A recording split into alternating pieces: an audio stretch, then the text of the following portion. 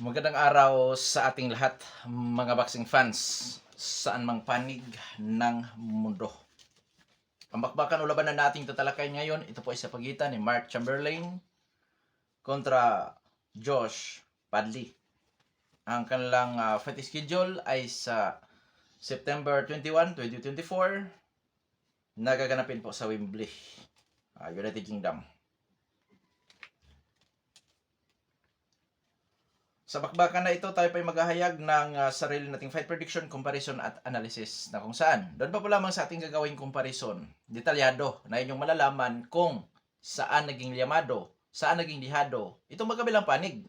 At inaanyayahan ko rin po kayo na panoorin ang buong video at nang sa ganun makakakuha kayo ng idea at higit sa lahat, makapag-desisyon kayo sa inyong pipiliin na sa tingin po ninyo ay may malaking tsansa sa panalo dito po sa naturang bakbakan.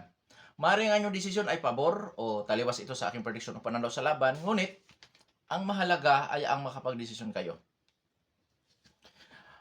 Nasabi ko kanina o nabanggit ko nga kanina na magkaroon tayo ng comparison, so marapat lamang na ating ding talakayin ang mga background dito sa magkabilang panig. Mula sa kanilang physical na appearance, eksperyensya o karanasan sa laban, maging sa kanilang mga taglay-taglay na skills o mga galawan. Dahil yan po ang ating gagamiting referensya, doon naman sa ating gagawing comparison. Pero bago natin ito simulan, para po sa mga boxing fans na bago pa po lamang napadpad dito sa ating munting channel, inaanyahan ko po kayo na sana supportahan po niyo sa pamamagitan po ng pag-subscribe, like, and share. At para po sa mga boxing fans na walang sawa, na sumuporta at sumubaybay dito sa ating munting channel, tapos puso po ako nagpapasalamat sa inyong lahat. Wala po andong sports PH kung wala rin po kayo mga idol. Kaya naman hindi na natin ito patagalin pa at simulan na natin.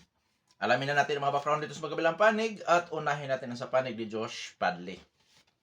Bilang isang professional boxer, itong si Josh Padley po ay may impresibong kartada, 14 wins with 4 wins coming by way of knockout, undefeated. May edad na 28 anyos at ang height, hindi piho. Sa tingin ko nasa mga 5'8" or 5'7".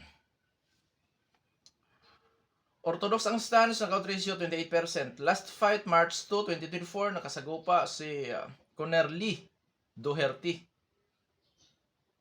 Panalo by fourth round technical knockout si Josh Padley. Eksperyensya o karanasan ng boxing girong ito, diretso na tayo sa pro boxing. Magkasagupan nito si Jamie First, na kung saan isang undefeated po yan, Victor Julio, si Christian Narvaez. Sa skills naman na taglay-taglay ni Josh Padley, pangkalahatan, boxer-puncher. Pwede siyang maging pressure style, defensive style, lumalaban sa brulan o tututulak-bakan, may counter-punching style.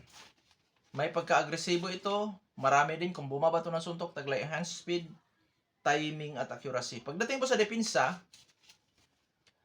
average lamang po ang depensa. Ibig sabihin, may mga openings na kung saan posibleng delikado yan pagka nasamantala.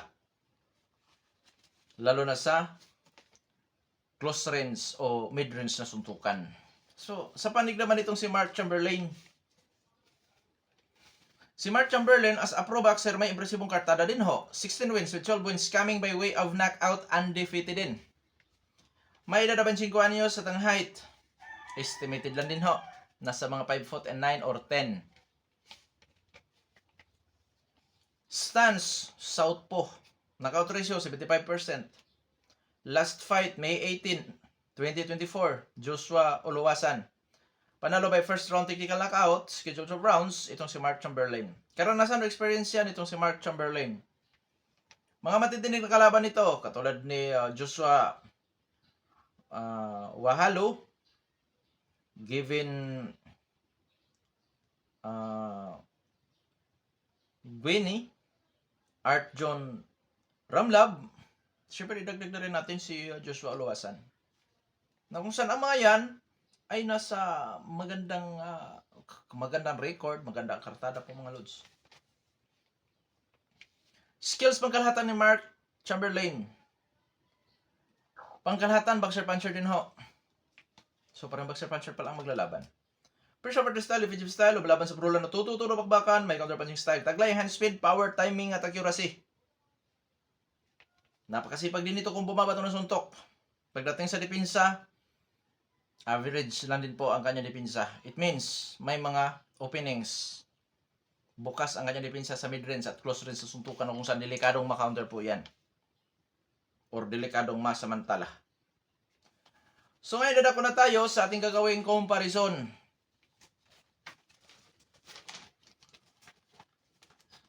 At dito tayo magsisimula sa ranking ng boxing scene. Diyan po sa super or sa lightweight division, hindi super, sa lightweight division lamang.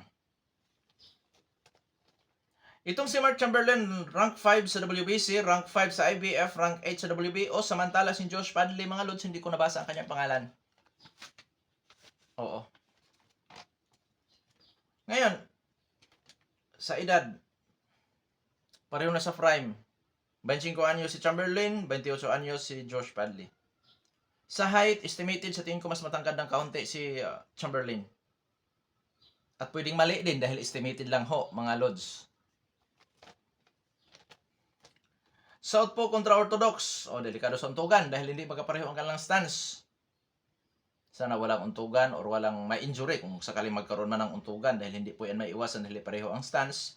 Sana walang ma-injury kasi pag na-injury mga lods, delikado. Lalo na kung magkaroon ng injury sa early rounds, hindi pa makalagpas sa 4th round dahil mauwi po yan sa automatic na tabla. At kung doon naman sa later rounds, delikado pa rin kasi magiging disadvantage po kung may mabitakan sa kilay dyan. Sana walang ganon. Okay. Sa knockout ratio, itong si Mark Chamberlain ay may knockout ratio po na 75%. Josh Padley naman ay mayroong 28%. So lamang sa power po si Mark Chamberlain. Sa skills, parehong boxer puncher. Sa experience, di rin po magkakalayo. Pagka sinasabi natin hindi magkakalayo, 55-45 experience. 50-50 sa skills. Dahil sa skills parang boxer puncher, nakadepende na po yan kung kanino diskarte ang magiging epektibo sa bakbakan na ito. So ngayon, sino llamado? Mga idol, sa physical na appearance, may mga kalamangan po si Mark Chamberlain. Idagdag pa natin ang ranking na kung saan masasabi ko na rin nasa top ranking na rin ito sa lightweight division. So, llamado po si Mark Chamberlain. Dahil po sa, yun nga, nasa ranking siya, may mga kalamangan lalo na sa power, sa skills, 50-50 naman sila. Pero yun nga, dito, 55-45 in favor of Mark Chamberlain. Pagka sinasabi natin 55-45 mga lods, konti ang diferensya. Ibig sabihin, may laban po. Ang dihado dito, may laban po talaga. Kasi nga, 55-45, 5% lang po ang diferensya. Okay, tada ko na tayo sa ating prediction sa laban. Prediction ko po dyan, Mark Chamberlain by technical knockout. Mga anong round kaya? Siguro, makuha niya yan mga lods. Early second half. Pataas. So, magsimula sa round 7. Hanggang 10th or 12 rounds. Posible niya makuha ang panalo by technical knockout. Gamit ang kanyang power. Siyempre, hand speed, timing, at accuracy na kung saan posible niyang mapatamaan. At kaya ko naman nasabi na doon sa mga later rounds po mga lods, dahil nga may tibay din ho, marunong tumanggap ng suntok si Josh Padley. Oo. Ngayon kung sakaling mawi sa puntusan, dahil hindi naman lahat ng naglalaban, kahit knockout artist pa yan, itong si Mark Chamberlain, hindi naman sa lahat ng laban niya, inauwi pa rin sa knockoutan. So, pabor pa rin ako kay Chamberlain na mananalo by split or unanimous decision. So tapos na po tayo sa ating official prediction. Knockout anong puntusan, pabor ako na si Mark Chamberlain ang mananalo. Ngayon, sa panig naman itong si Josh Padley. Bagamat hindi kilalang knockout artist itong si Padley, kung may pangbatong skills ito, posible din niyang makuha ang panalo by knockout. Dahil may mga kakulangan po sa depensa or may mga openings sa depensa si Mark Chamberlain. Pero ang pinaka-main ko na prediction para naman sa panig ni Josh Padley, split or unanimous decision, posible niyang talunin sa puntusan si Mark Chamberlain.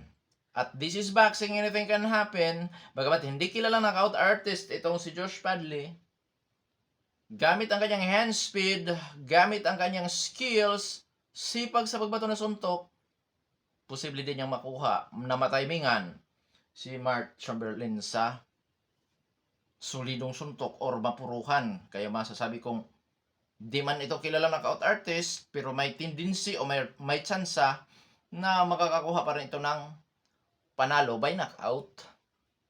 So may laban po. Tandaan natin 55-45 lang ang diferensya sa maglalaban. Oo, hindi ganun kalayo, lalo na sa physical na appearance, sa kanilang galawan. Oo, hindi magkakalayo. Kaya abangan natin kung ano ba ang mangyayari niyan sa labanan na yan, kung ano ba ang resulta. Kasi nga ito ay isang requested fight. Oo. So, hanggang dito na lamang. Ito Pandong Sports PH. Maraming salamat po.